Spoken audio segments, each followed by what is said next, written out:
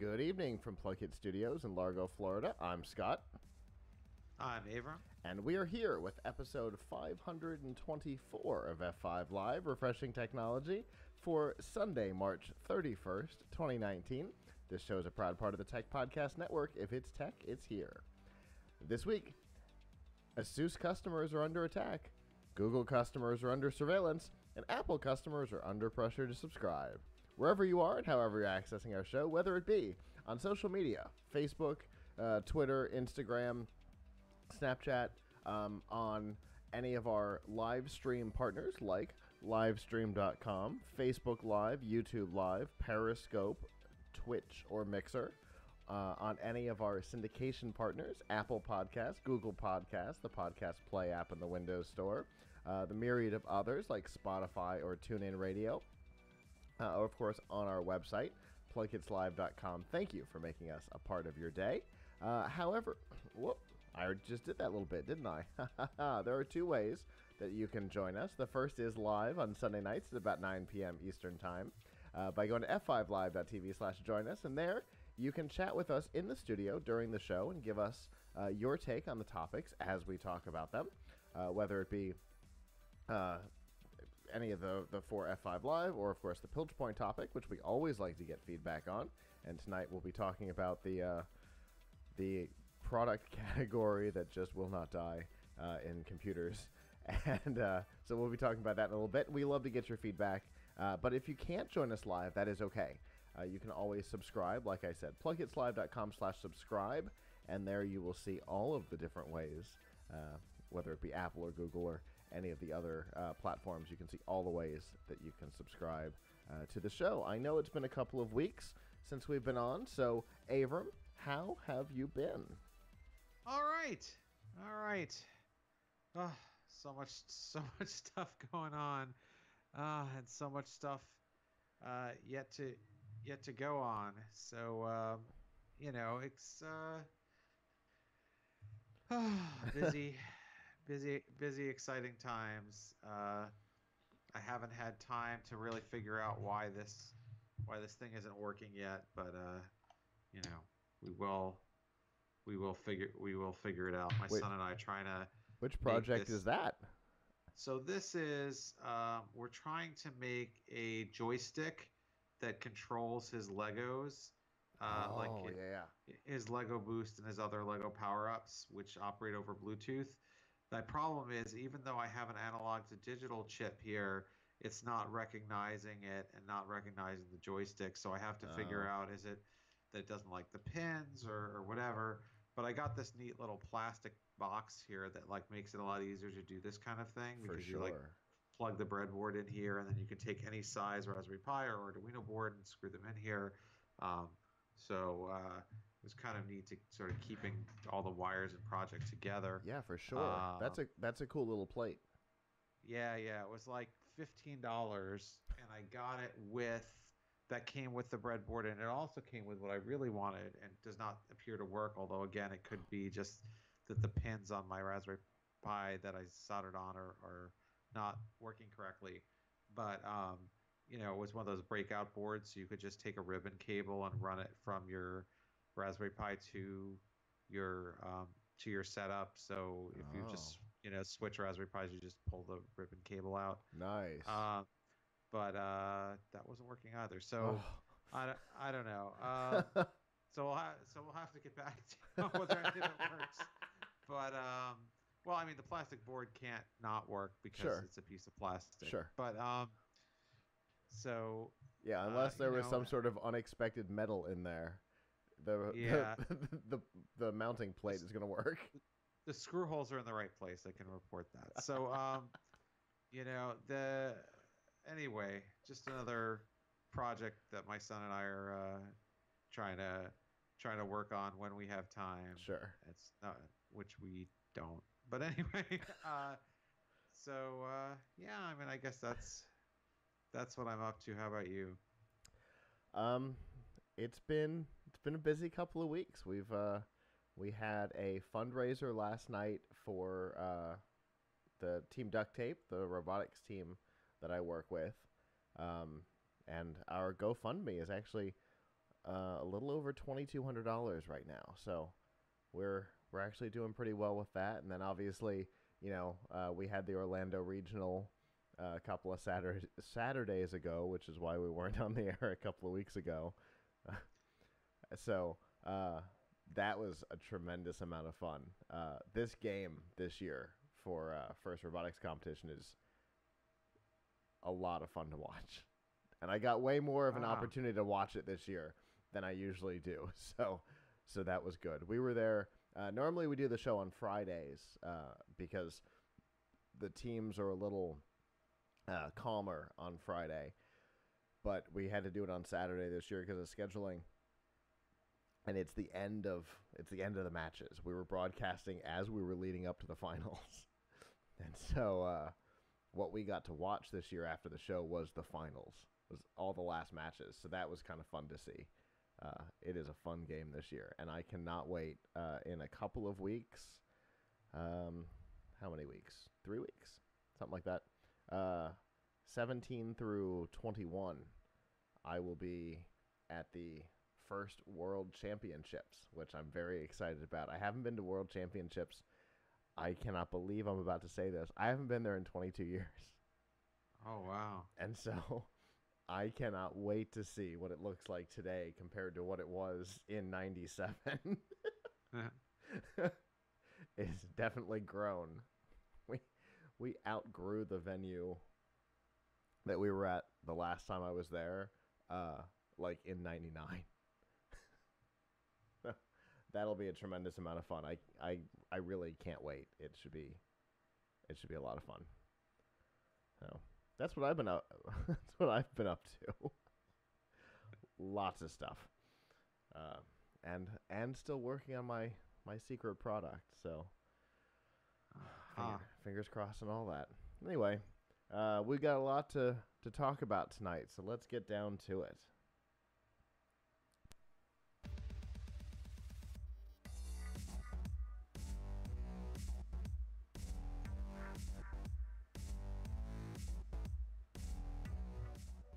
This week's Nifty Gifties and F5 Live is proudly powered by the Microsoft Store. Whether you're looking for a tablet, a laptop, VR headsets, an Xbox One, either S or X, and a whole lot more, they're all available from the Microsoft Store. Right now, you can get a Surface Laptop 2 with Intel Core i7 processor and the mobile mouse and the Surface Pen, all saving $425, which... that's a pretty great deal. You can also get, you can save $60 on an Xbox One and get a free game, an extra free game right now. So that's another great deal. And there's a whole lot more to it than that. And to find all the deals, you can go to f5live.tv/Microsoft.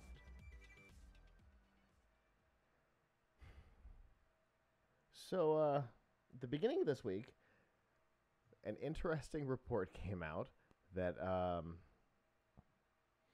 that seemed like it wouldn't stop unfolding through the beginning of the week, and that was about a security breach at ASUS, where their ASUS Live update utility, which if you've had basically any laptop or desktop for a while, you know that most of the manufacturers have their own software and firmware driver update utilities. This is ASUS's, and it had been compromised potentially a while ago. There's some theory that there was a potentially Chinese hack 2 or 3 months back, and that was what opened the ability for this to happen. But the update utility itself was replaced in their own update servers. Now, here's the thing.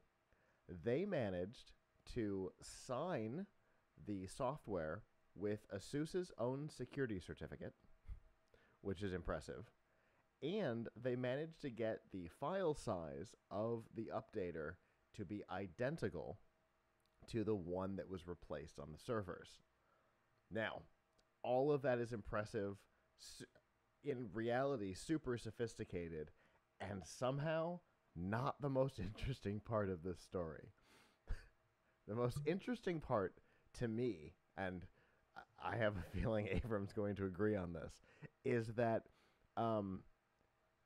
the the software was specifically designed to seek out uh,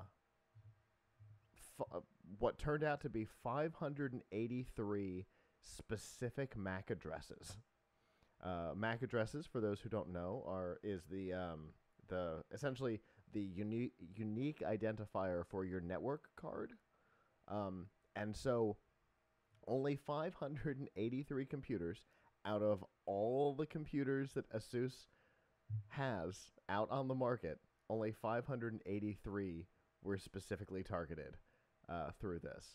Interestingly, 513 of those belonged to only 3 companies: ASUS themselves, Intel, and Azure Wave Technologies. The other 70 were spread among a number of other big companies, but almost all of them were specifically targeted at ASUS, Intel, and Azure Wave Technologies. So this How is interesting weird because is that? So this is a very interesting way to do corporate espionage, I guess, right? Mm-hmm. But like that shouldn't make the people who had ASUS computers that were not among the 583 feel any better. Not at all. Because who's to say that they would only, first of all, the fact that they could do this means they could do it to anybody. Right. Second of all, that malware is on,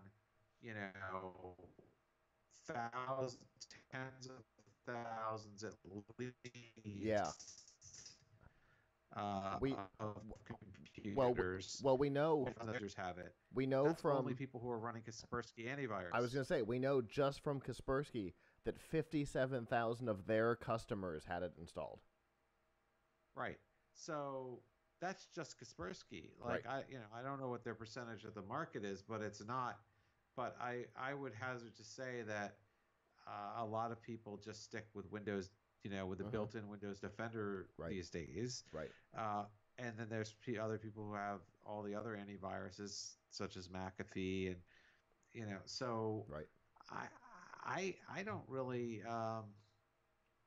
that's really the tip of the iceberg. You should probably assume that pretty much everybody who had an ASUS computer that they bought in the last year or two, that had the live update tool running, which is by default, right.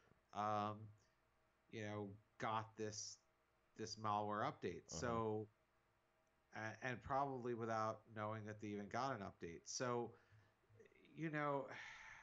that should really tell you that how serious of a problem this is, because first of all, now that there's this back door into all these computers, who's to say that the hackers who did this don't decide that they would like to steal information from a bunch of other computers? Right. Like, this is sort of like they used a giant machete for something that actually only required a scalpel. Indeed. It's almost like some type of crime mystery where like somebody stages a big bank robbery so they can steal the wallet of one of the tellers. Yeah. Yeah, exactly.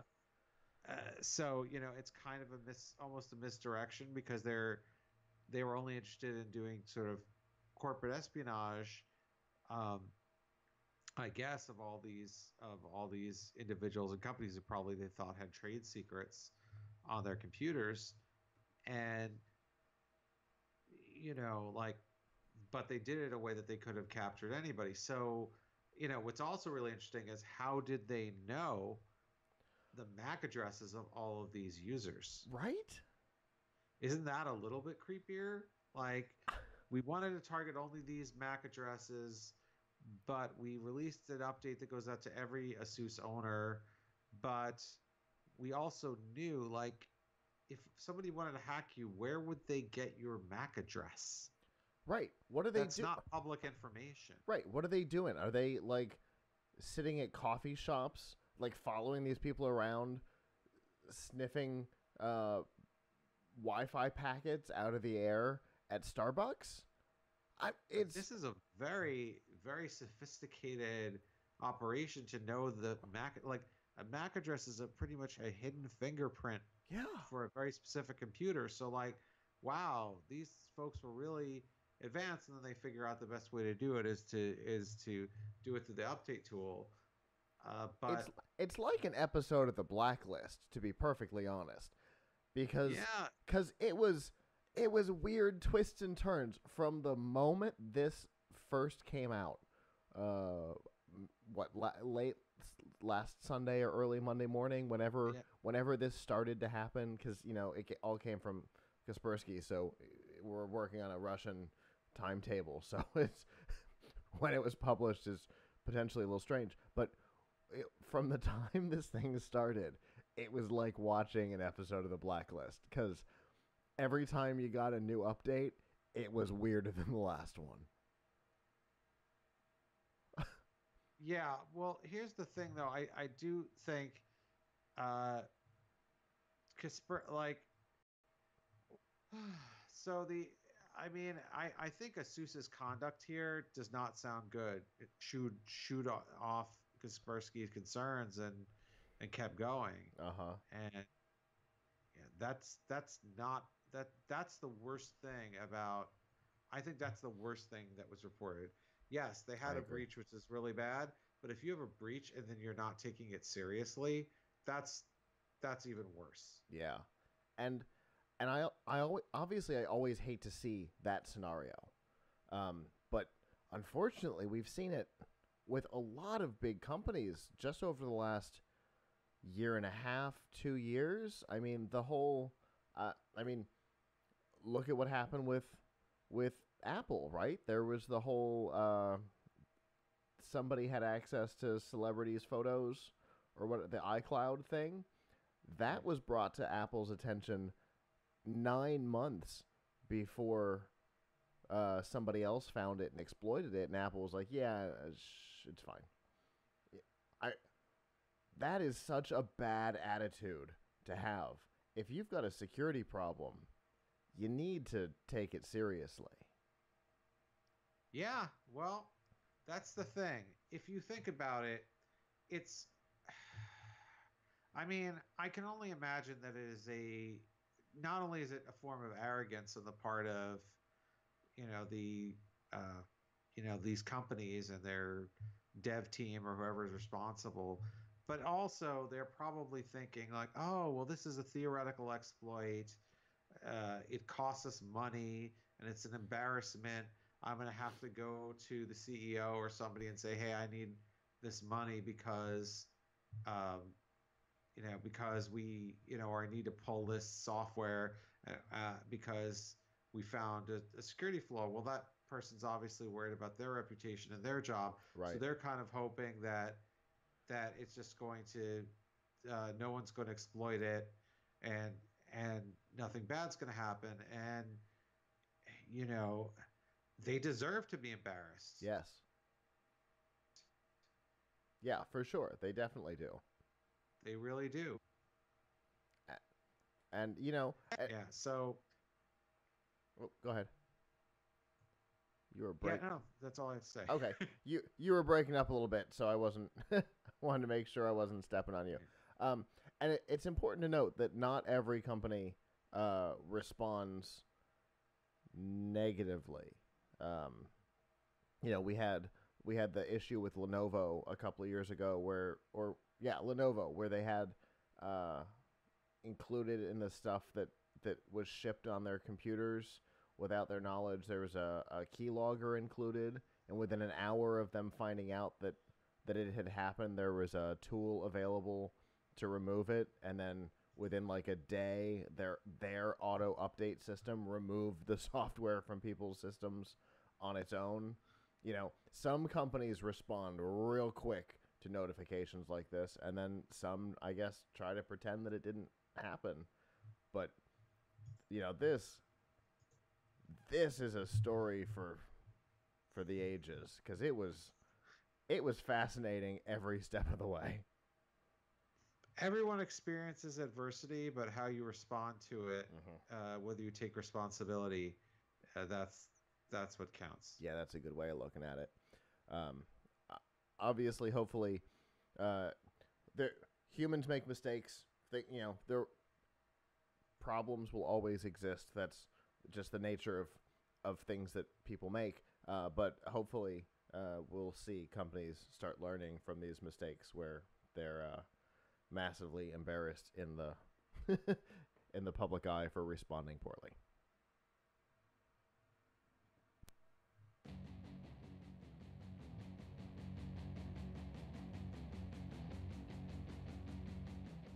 This week's Pilch Point with Avram Pilch is proudly powered by Newegg. Whether you're building a new computer or upgrading an existing one, Newegg has all of the parts and pieces you'll need to complete your task. Whether you need all the parts to build a new one, case, power supply, motherboard, processor, RAM, hard drive, video card, all of that, or you're trying to take an old laptop and make it faster with a new SSD, some new RAM, something like that, you can get all of that through Newegg. And with their daily deals, you can get all kinds of things for one-day specials, like right now a full gaming PC for 10% off, or a actually pretty nice little computer monitor for a great deal, and a whole lot more. And to find out what those deals are and to access all of the products that they have to offer, you can go to pilchpoint.live/Newegg. So Avram, some computers can be upgraded this way, but there has been a trend in a different type of modular design for computers, right? Yes. So recently, Intel confirmed. I won't say they announced. They confirmed to us that they are not going to make any more compute cards, and that is really an example, the latest example of a kind of trend that's been going on across the last like 6, 7, 8 years or so, that just doesn't seem to die, which is the sort of super tiny computer module that you expect to use in that's expected to be used in like upgradable products or physically secure computers. So and when you think about it, it was a bad idea from the start. So like Intel's compute card, for those who don't remember it, because honestly, few people would have experienced it unless you've been keeping up with tech news since 2017, when it was announced. It was a computer a little bit bigger than a credit card, and you could get it with, it was a Intel processor. You could get it with like a Pentium processor or a Core Y processor, not super powerful, but it had built-in flash storage and a little RAM, but you couldn't connect it directly to the monitor, your monitor and keyboard and other things. You needed a dock for it. And the concept of it was, there's a couple of things that you could do with something like the compute card. One is, and this was what Intel was pushing very hard when they announced it, was the upgradable smart appliances. The question there, though, is why? So, for example, their example was like, oh, you have a smart TV, you want to make that TV smarter? Here, pop out the old compute card that it came with and put in a new one with a faster processor. Well, I gotta, it sounds cute till you actually think it through. Like, do you really want to have to upgrade your TV's hardware? Why would you need to? What are you doing on a TV or a connected refrigerator or a washing machine that requires you to have a slightly faster computer inside of it like 2 years later? And what appliance manufacturer would like to support that? Why would they do it? What's the motivation for LG or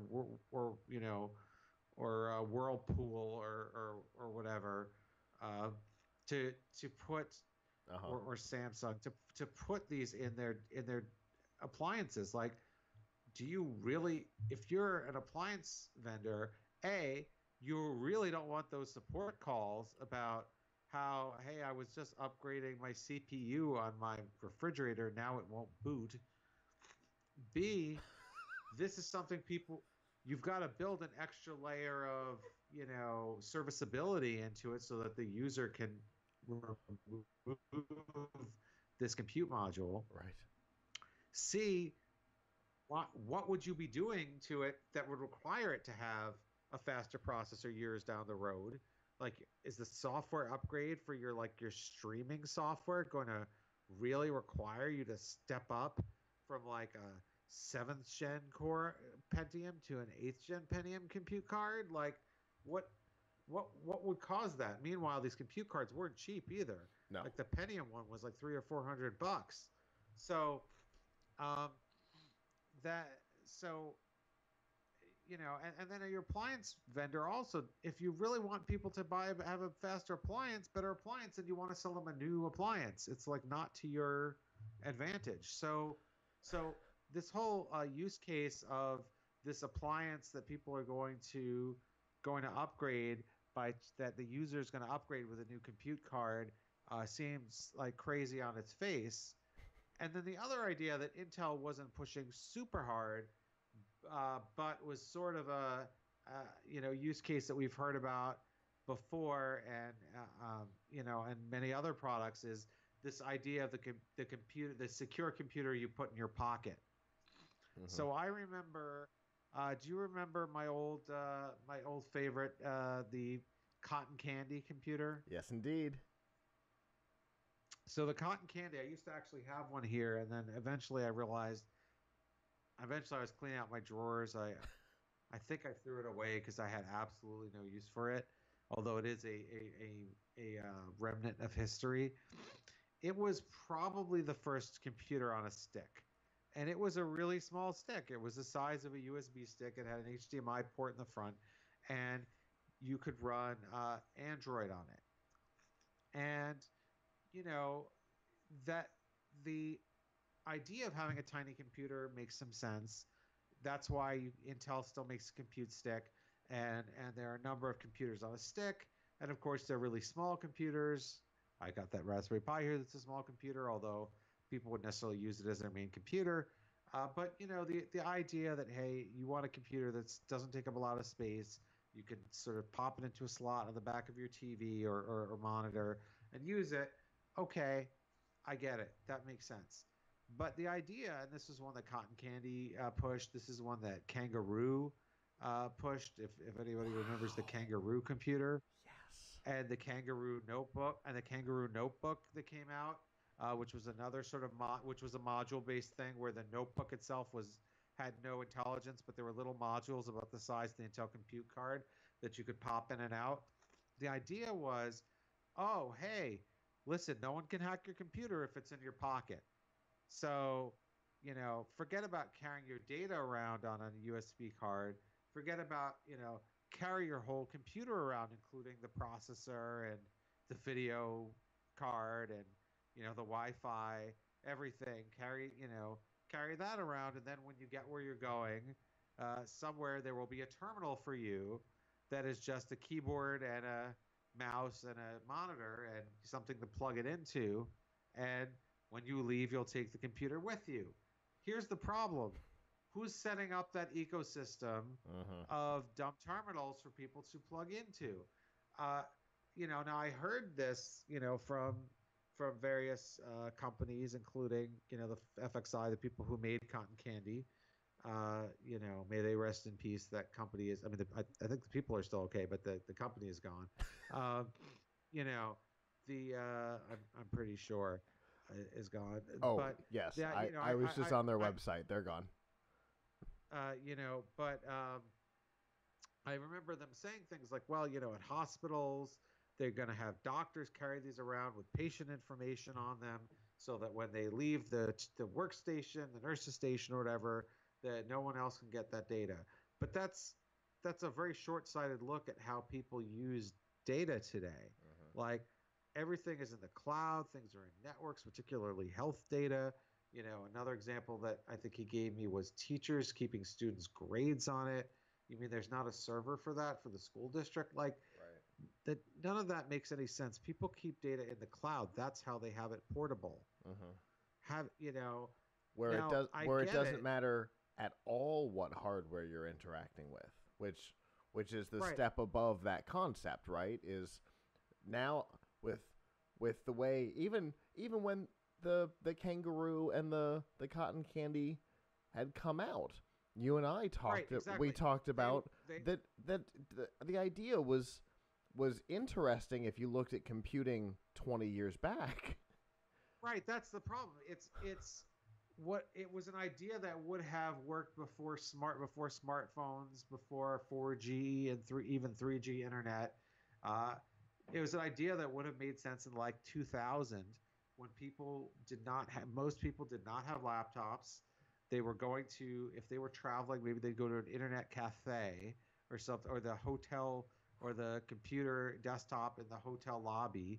And if you were using those computers, yes, those are insecure. Yes, you probably shouldn't go onto a public computer and type and access your cloud Gmail account because there could be a keylogger on that Hmm. computer, right? Like, Yeah. yes, that is good computer hygiene is not to use a public terminal. For personal information. That's that's good. That's a good idea. But people have a computer that goes around with them all the time, and they don't need to pop it into a dumb terminal. It's called Right. their smartphone, Right. or for more serious things, their laptop. So, like, you know, this idea just doesn't make sense in 2019, Yeah. and it didn't make sense in 2011 when they first introduced the cotton candy. And you know, the idea that it'd be physically secure, the idea that you want a really tiny computer to take up less space on your desk, or using it in a kiosk or a digital sign or something like that. You need something small and low power. That makes perfect sense. Yeah. But the idea that it's going to be secure because it fits in your pocket is just it makes no sense whatsoever. So, you know, Intel's compute card, not only was it small, and expensive for what it was, but you had to have this proprietary docking connector to connect it. So, so that makes it even more expensive and even harder for somebody to implement. So, you know what? I don't think anybody's going to miss this project. Yeah, and it's interesting because it's a lot of the same problems that even Samsung faced with the first generation of decks, right? There, use your Galaxy S8 as a computer. It required a special dock. You couldn't just connect it to something that would work. It required a special dock. Like, you couldn't just use a cable and plug it into the HP laptop. The newer one, the lap dock, the new ones you can, but the first generation you couldn't. And so, having to have that extra piece totally eliminated the open ecosystem concept that they were pitching in the first place. I would love to know though how many people actually use DeX Yeah. or other things that allow you to use your smartphone as a like desktop or laptop computer. Yes, there are companies that continue to come out with, and you can still get them, uh, dumb.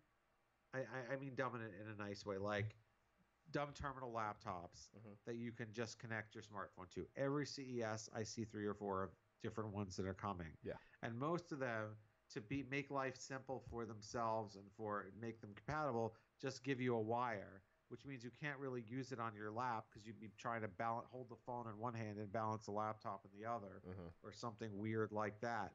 But I still have to ask, like, is that a good user experience? I have yet to see a phone that provides a really good desktop computing experience. So I think for now the traditional laptop is safe. Yeah.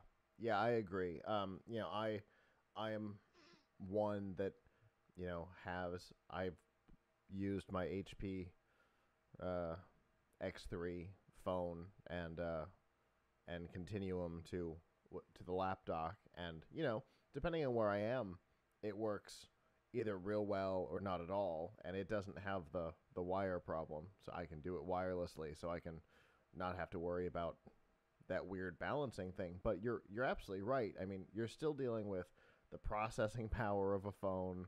You're dealing with the network, the Wi-Fi capabilities of a phone, which is never the thing that the phone manufacturers put time and love into. It's always their cellular network they put time and love into.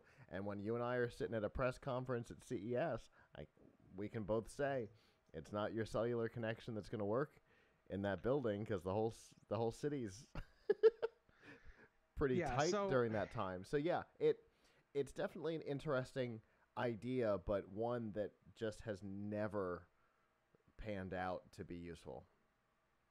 Yeah, if somebody if Microsoft were to make a fully functioning Windows computer that fit in my pocket and got a 4G signal and I could make calls on, then maybe it would make sense to have a dock for it. But that would certainly not be what these sorts of compute cards and compute sticks are, because they are not portable computers. They are portable desktops. Yes. They need to be plugged into something to work. Yeah, like the one that we use here in the studio for you, that for the screen over here that most people never get to see anymore. It's an Intel Compute Stick clone. If you didn't see the logo on it, you wouldn't know that it wasn't theirs. But it requires you to physically plug into power. It requires you to physically plug into a screen with HDMI. So, all of those benefits are lost. Now, is it a really snappy, powerful computer? Yes. Does it have all of those benefits that if the courier becomes real, that we could get from it? No, of course not, because it has to plug into a screen with HDMI. It has to plug into power. It requires 2 amps at 5 volts. So, you might be able to power it off of a portable battery, but not for long. Yeah. Yep. So yeah, there's no successful middle ground right now. Now I know you wrote about this, right? Yep. So you can definitely read my whole article, which says a lot of what I said here, by going to tomshardware.com, where you will find my article on the Intel, why the Intel compute card is a bad idea that just won't die. But you'll also see some of our other great up to date coverage, including our new Raspberry Pi channel. I was just gonna say, one of the things that I love the most and have always loved about Tom's Hardware, way longer than you've been involved with the site, is the community aspect. And you guys just expanded your forums this week with Raspberry Pi and a couple new topics, right? Yes. So we added some new topics, and we added some new topics. I think we didn't have a dedicated forum topic for power supplies, which is obviously an important topic that we cover a lot. Just a lot of things. We switched forum technology, which allows us to add new topics, something that we weren't able to do for a while, and also consolidate some old topics. So I think that the dedicated Windows 95 category might be subsumed into something. Oh my goodness, that is a frightening concept. Anyway. Wow. All right. Well, definitely, if you're interested in the topic, go check out the article and get involved in the community over there, because like I said, it's one of my favorite parts of the site.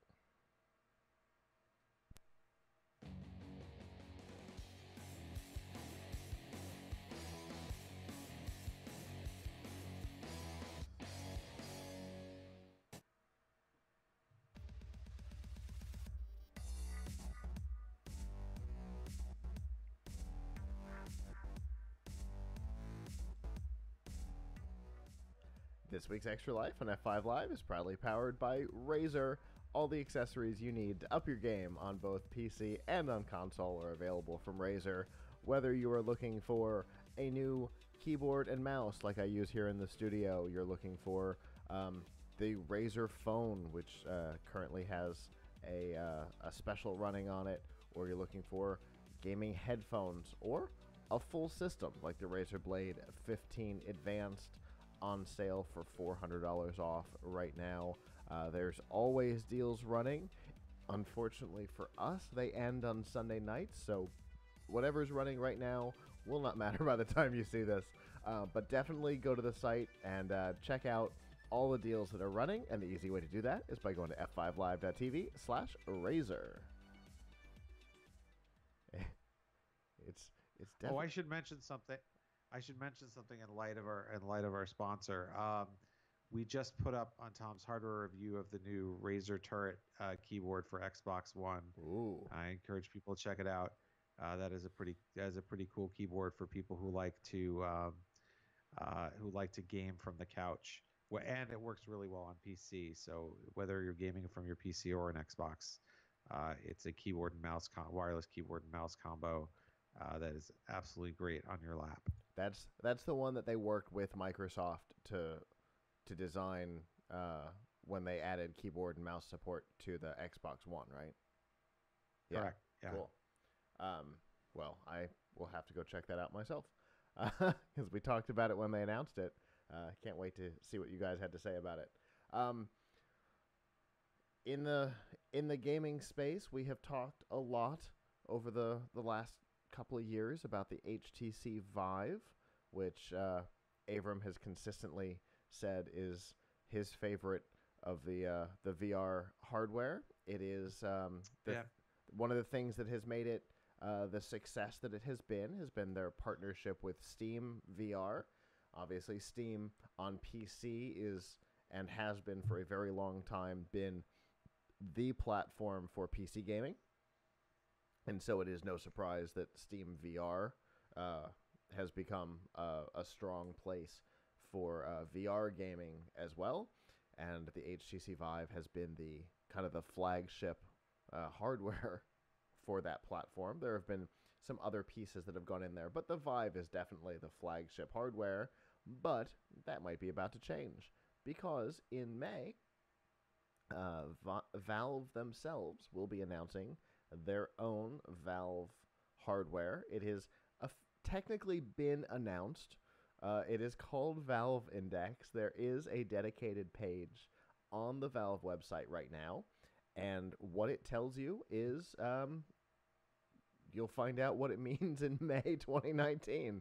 And there's a very dark and shadowy photo of the side of the hardware, and that is the extent of what is on that page right now.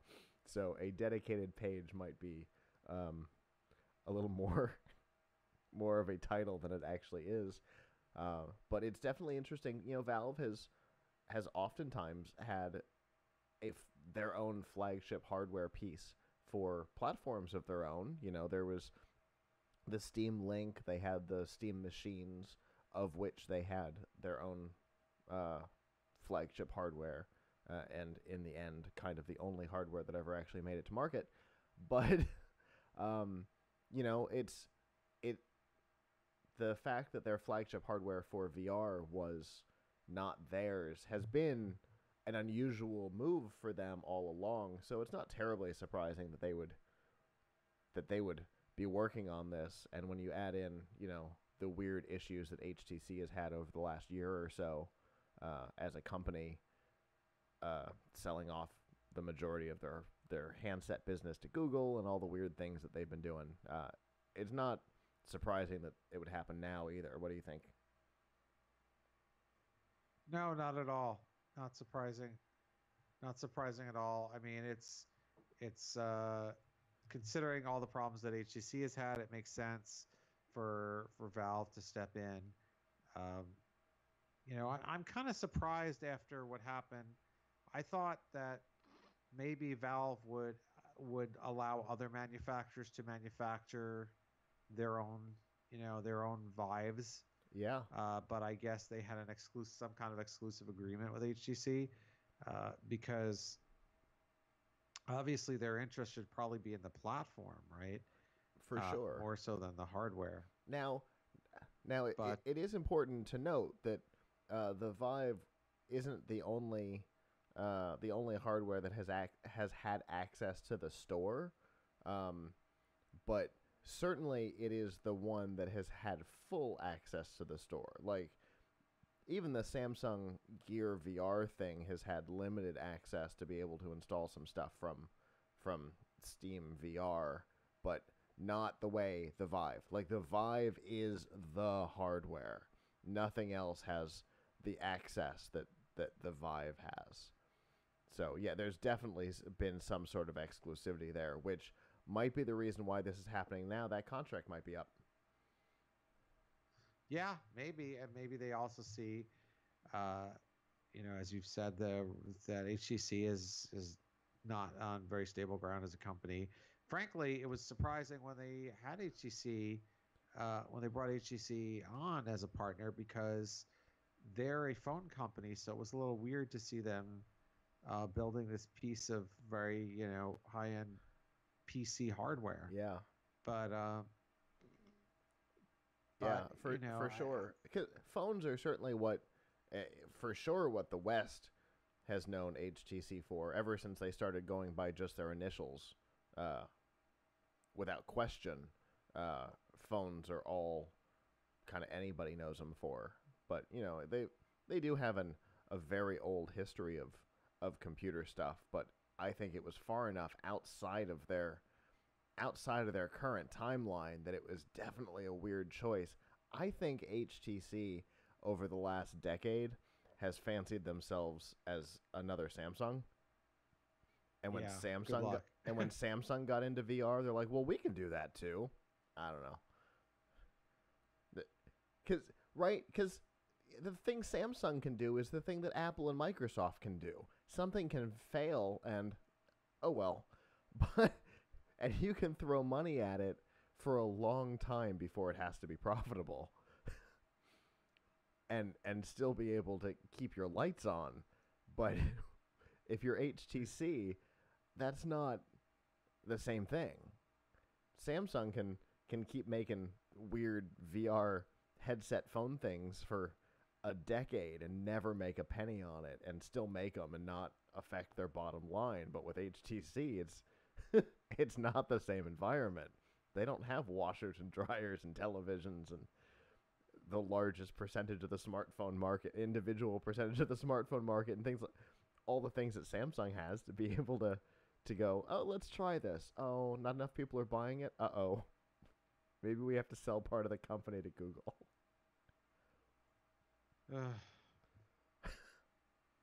But they have definitely felt like they fancied themselves as another Samsung, and I think that attitude is why we're where we are. Why we're talking about Valve building their own VR headset.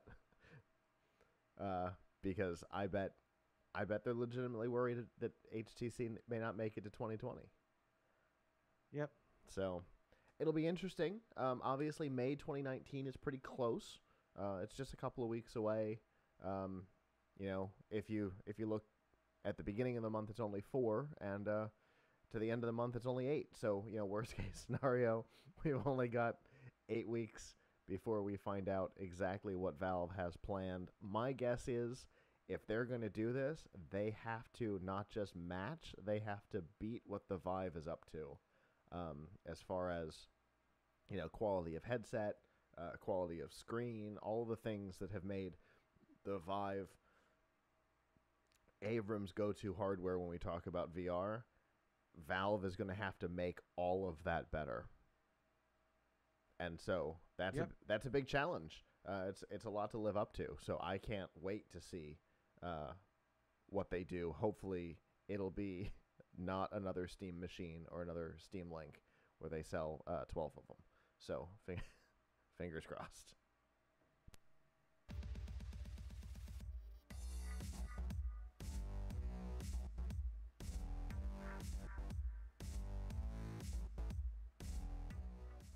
This week's News from the Tubes and F5 Live is proudly powered by Riff Tracks. Make fun of movies or let these guys do it for you. Mike Nelson, Bill Corbett, and Kevin Murphy, the former stars of Mystery Science Theater 3000, are back and doing what they do best, creating commentary for Hollywood blockbusters and B-movie oddities such as Rats, Night of Terror. Oh, the preview is terrible. Oh my goodness. Anyway, it always is. The way it usually works, for a couple of dollars, you download the MP3, play it along with your DVD, Netflix, Amazon, wherever the movie happens to exist, and laugh. They also every year do a couple of live events.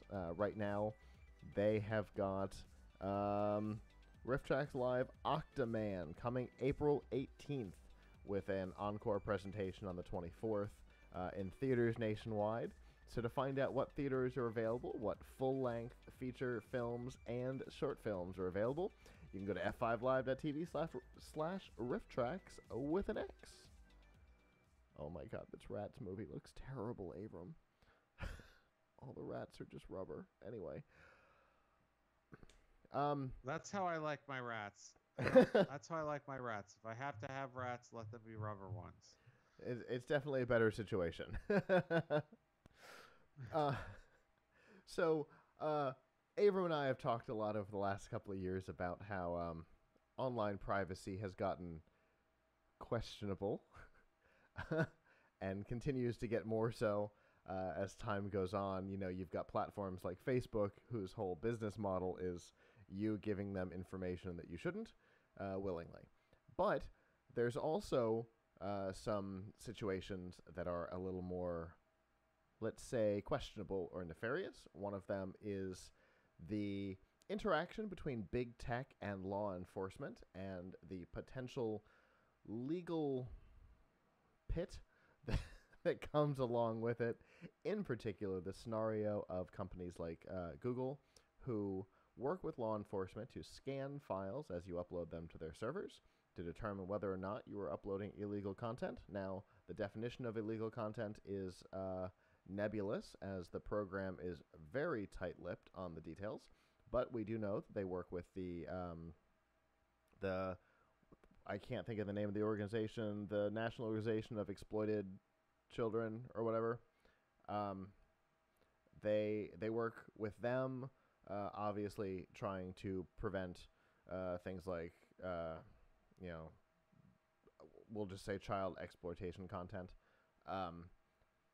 But that is not technically a law enforcement agency in the same way that, say, the FBI is, who they also work with. So here is the situation. There is a case going on in federal court right now for which Epic, not Epic Games, but the Electronic Privacy Information Center, which is a civil liberty group in Washington, D.C., has filed an amicus brief this week because the case involves Google working directly with law enforcement to receive content that they want scanned for, particularly going into things like Google Drive or Gmail, and then reporting back what they find to those law enforcement agencies.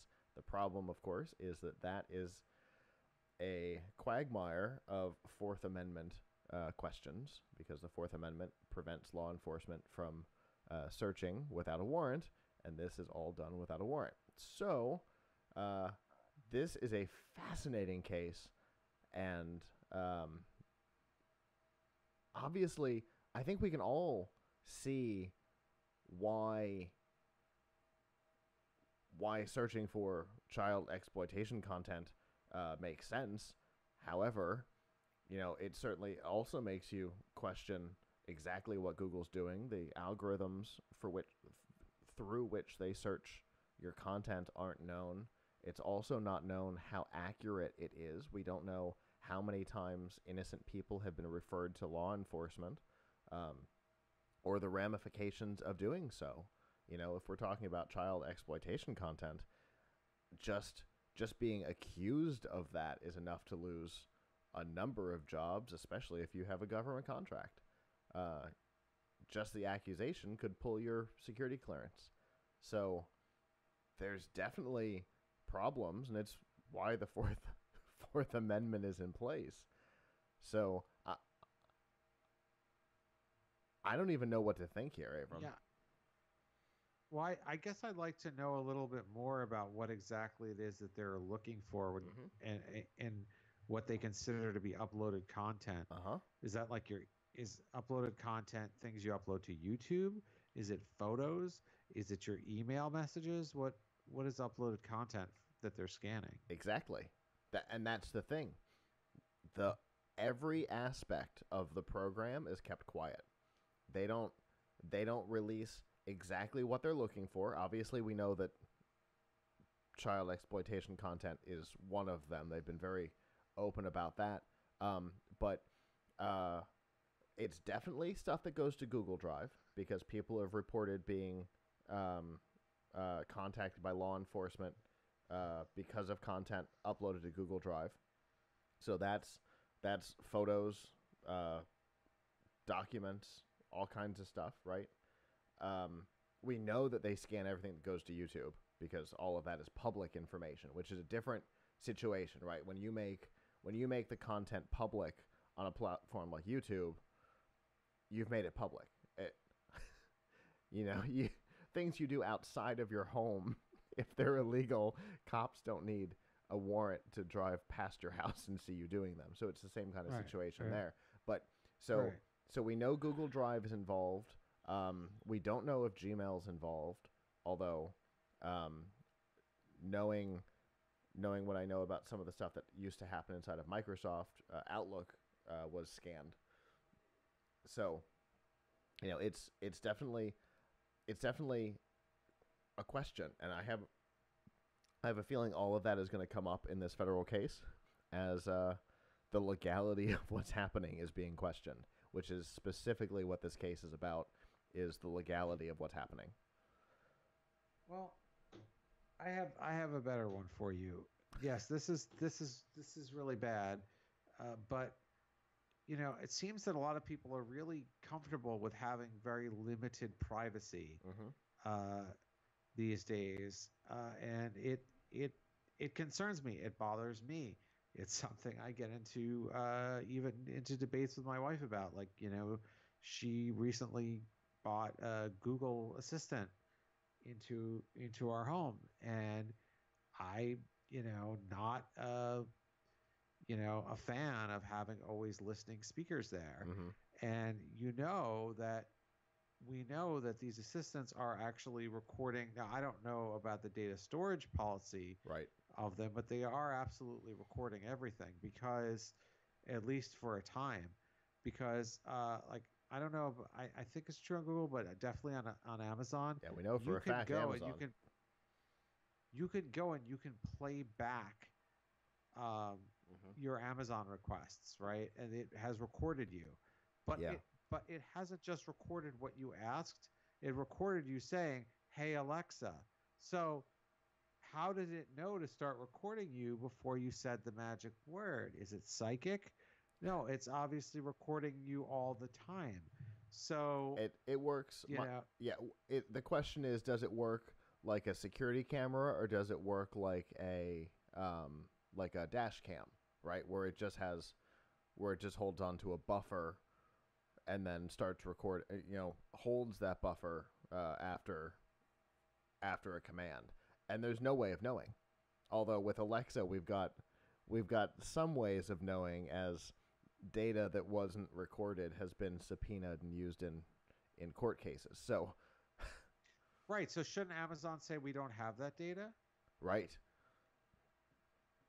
So if they're saying that they don't want to turn it over, it means they have it, or they're willing to turn it over, it means they have it, which means that we're all being spied upon. Like it's really it's really frightening. In that particular case, you literally have a snitch living in your home. Yeah, no joke. I won't even talk about Wi-Fi security cameras that you might have in your house. So that upload to the cloud. Yeah. So yeah, it's it's in your house. Yeah. The spy is inside your house. So is it any surprise it's inside your it's inside, it's looking at your files. Right. And the frightening thing about this is, I think most people would say, oh, well, I'm not doing anything terrible. I'm not doing anything illegal. So I don't care.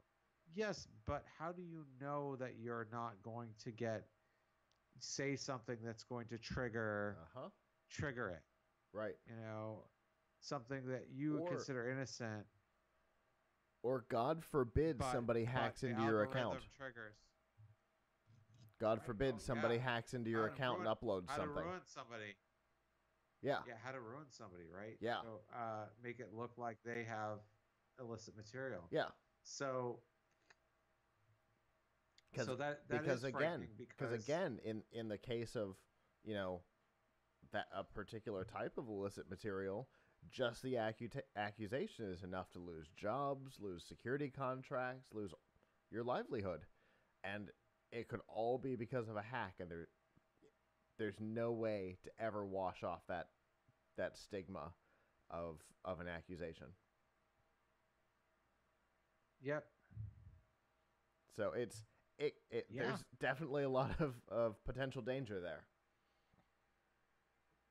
And then for say you and I, we have all kinds of proprietary and embargoed material that we receive that we may be in violation of a contract of just because somebody scanned it. There's all kinds of, not because you're doing something illegal, but you could be in violation of a business contract because you received an email and Google or Microsoft or whoever it is doing it happened to scan it. Uh-oh, that's not better. Yep. So, and if it's a Google competitor, you can guarantee they don't want Google to be scanning it. Yeah, exactly. It was one of the things that you and I used to talk about when BlackBerry was a big player, was everything went through BlackBerry's servers, which both created a bottleneck, which turned out to be a huge problem more than once, but then it also potentially gave BlackBerry the ability to scan the proprietary info, which we didn't like back then, and I still don't today. So it'll be interesting to follow this case. Go ahead. Well, this is a great reason to have hard drives. Buy hard drives, buy NAS drives. Indeed. I store a lot of stuff locally, and I have a VPN set up so that I can VPN into my network and access my hard drives locally, which in the days of cloud storage might seem crazy, but I'm not interested in somebody scanning my stuff.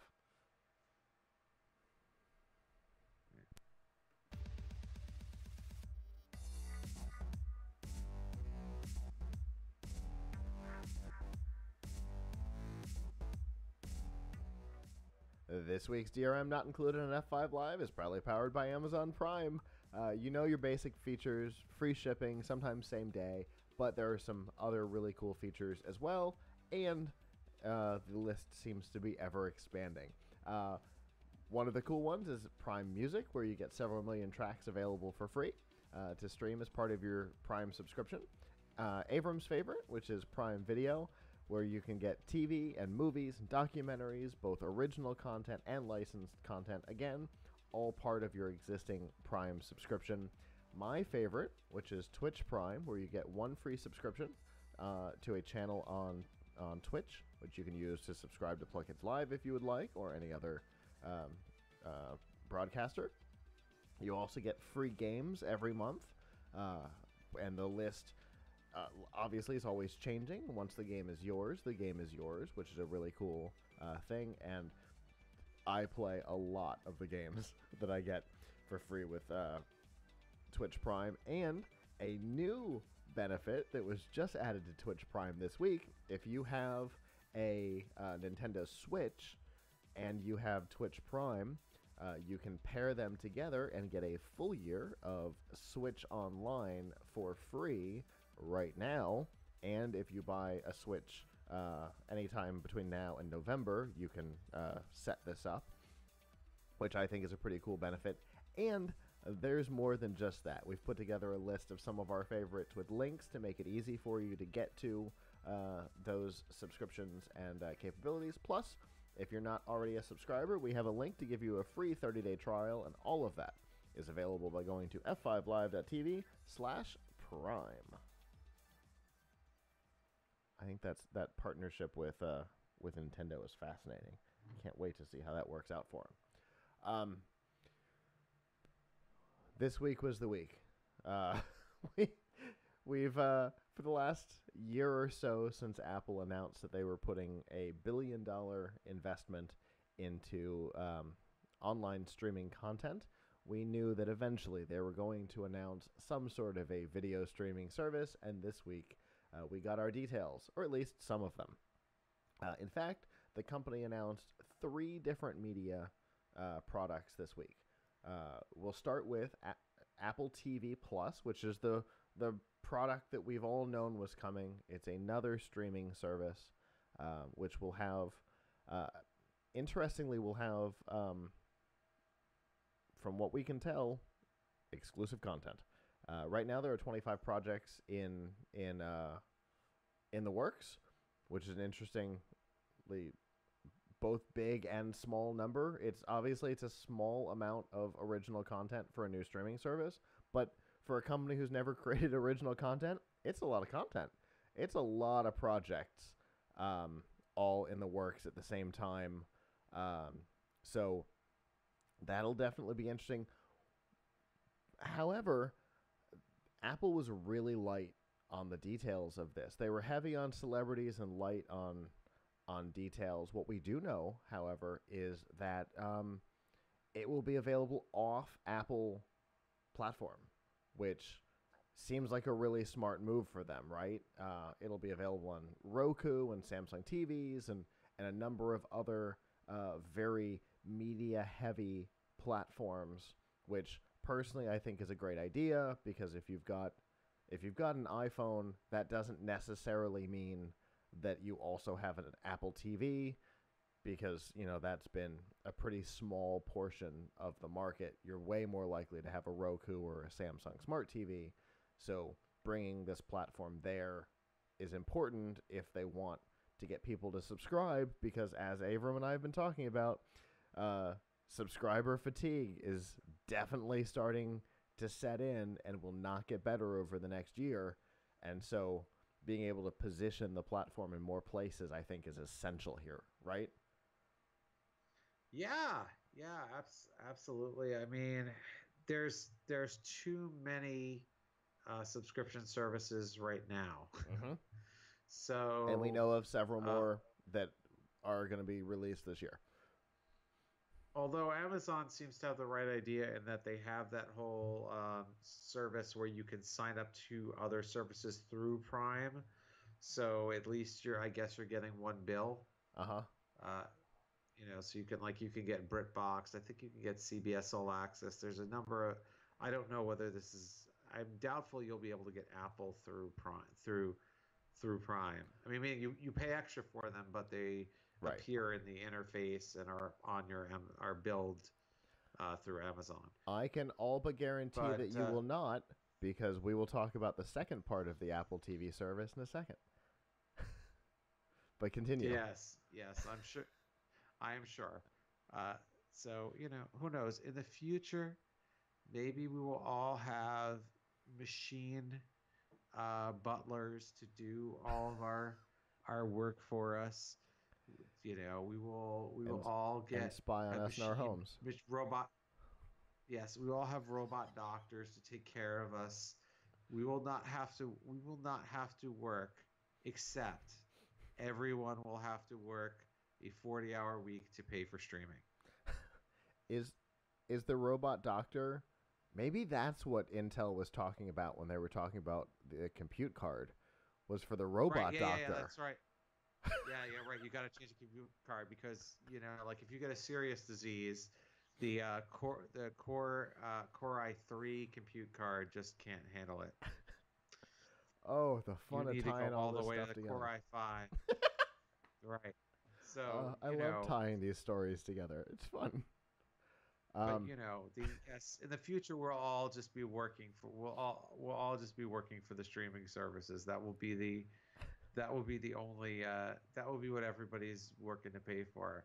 Oh, you got a promotion? Yeah, and now I can get CBS All Access and keep it all year, not just when Star Trek Discovery is on. Oh my goodness. That's decadent. That's Now I can decadent. keep HBO even after Game of Thrones ends. Oh my goodness. So you mentioned Prime Channels, um, which is Yeah. Amazon's way to bundle multiple services all under their UI. Apple decided that that sounded like a great idea, and they even liked the name of it. And so the second part of the Apple TV upgrade is called Apple TV Channels, and it works exactly the same way. Um, the services that you can purchase and bundle will look very familiar if you've looked through the Prime Channels lineup, um, because they're nearly identical. Probably because those are the ones with affiliate programs and APIs. Just a guess. Don't know, but it's probably a pretty strong guess. Um, uh, the problem with the Apple TV channels is it will be exclusive to Apple platforms. So that capability will not be coming to Roku and Samsung Smart TVs and things like that. That will only be able to be watched on iOS and macOS devices, probably tvOS, but it'll just be Apple platforms, which seems like a mistake to me, but I, I don't know. Seems like if you're gonna spend the time to build an Apple TV app for Samsung and Roku, you would put both of the things that are revenue generators on it, not just one. But I don't know. Maybe I'm crazy. Uh, right? Doesn't that make sense? Or am I insane? Yeah, well, no. I think there's a logic to why they wouldn't have their channels service on other platforms because somehow they're probably taking a cut of whatever channels you're getting through the Apple TV service, and then Roku or one of these other platforms would probably say like, "You're taking a cut, I want a cut." So like, it doesn't really make sense. Like That's interesting. if you're on Roku and if you're on Roku, then Roku might be your platform, and you want Apple TV as just one of your channels. Sure. Yeah, that makes sense. Apple has content that you want, there's not really a benefit to have a sort of a channel within a channel like that. That makes sense. Unless you have the ability to search the videos on all of the platforms at once, which might make it appealing. But yeah, that makes sense, and especially if there's a um, like an iTunes style 30% cut, then yeah, it would totally not make any sense. So yeah, okay, that makes sense. See, I hadn't considered that. And then the third thing that they announced, which we had heard some rumblings about before it was announced because of some comments from the New York Times, was Apple News Plus, which is a $10 a month. Interestingly, there's way more information about this one, even though it's way less interesting. $10 a month, and you get essentially you get subscriptions to about 300 magazines and periodicals, including like Wired and Men's Health, but then like big budget things like Time Magazine, the Wall Street Journal, things like that. I don't know. I don't generally enjoy the experience of reading content in a unified thing where I don't feel like I'm getting the feeling that the publisher is trying to put together, where it's all sanitized, like in the Apple News app. I also don't like the Microsoft News app. I, the whole sanitized feeling just doesn't do it for me, but maybe it does for other people. I don't know. I can't see, again, with subscriber fatigue setting in, I don't know that another subscription service that's for magazines is going to be a huge success. Yeah. Magazines have a hard enough time. Now, you could argue that considering that people don't want to pay for magazines anymore, that spending $10 a month for access to 300 of them is much more practical. On the other hand, the magazine business is a kind of a dying business. Right. Now, maybe, maybe this is a way for, otherwise online publishers to monetize subscriptions, which have been very, very difficult to monetize. There are very few news sites that work with a paywall. You're talking about like the New York Times. Now the New York Daily News has tried their hand at it, and the Wall Street Journal. So, I guess Washington Post also maybe, but there's very few news sites that news organizations that do that, and they, I don't know how well they do, because I mean there's a lot of free alternatives out there. Right. So, I guess if you're spending $10 a month and it's an all-you-can-eat type of thing like Spotify, then maybe. Then maybe, but the problem is, I don't know. How many of them are in your wheelhouse? Women's health, not something I'm going to read, right? The question is, how many of the 300 apply to any individual reader? Yeah, yeah. I mean, but $9.99 is probably less than you'd spend for one subscription. So maybe. But I'm gonna read. I'm gonna read Wired's content on their website. Yeah. No, I mean, I don't know that there's a really compelling reason to subscribe to this. There is an interesting. There's an interesting compelling reason for publishers to not participate.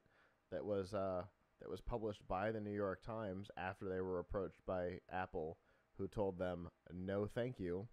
Apparently, Apple is paying a very small percentage to the publishers, and the New York Times said we would do better as an advertiser, as a totally free ad-supported site than we would with the revenue coming from Apple News. Yeah, I believe that. I mean, look at what happened. Look at the complaints that people see about, what artists are paid from Spotify. Yeah, right? For sure. So you can only imagine what it will be like on this service. Yes. So, yeah, I mean, it would be nice if somebody was really trying to monetize a subscription model for journalism. This doesn't really seem like a very healthy one. If Apple could certainly afford to be a lot more generous with this than to take more than half of it just for providing a platform.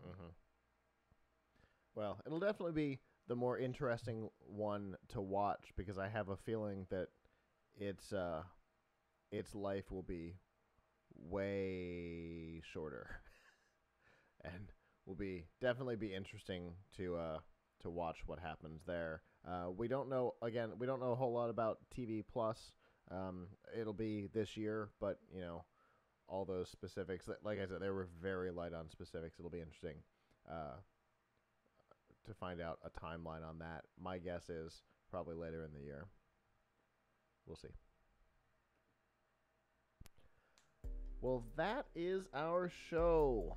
Thank you to those of you who joined us live for joining us. We always appreciate that. If you didn't and you would like to in the future, Sunday nights at 9 p.m. Eastern, f5live.tv/join us. You can chat with us in the studio. If you did join us live and you'd like to re-listen to this later, you can always go to PLUGHITZlive.com/subscribe. There you can see all of our social media, our live stream platforms, our Apple and Google podcasts and all of that. We put it all in one place to make it easy for you. And like I said at the beginning of the show, the middle of next month, well, closer to the end of next month, the 21st, we will be off because of First World Championships. But hopefully, if all goes right, obviously we never know what's going to happen in our lives, but if everything goes right, we will be on the air for the next couple of weeks for you. And so I guess with that, on behalf of the staff that's not here, I'm Scott. I'm Avram. And we will see you guys back next time. Ciao.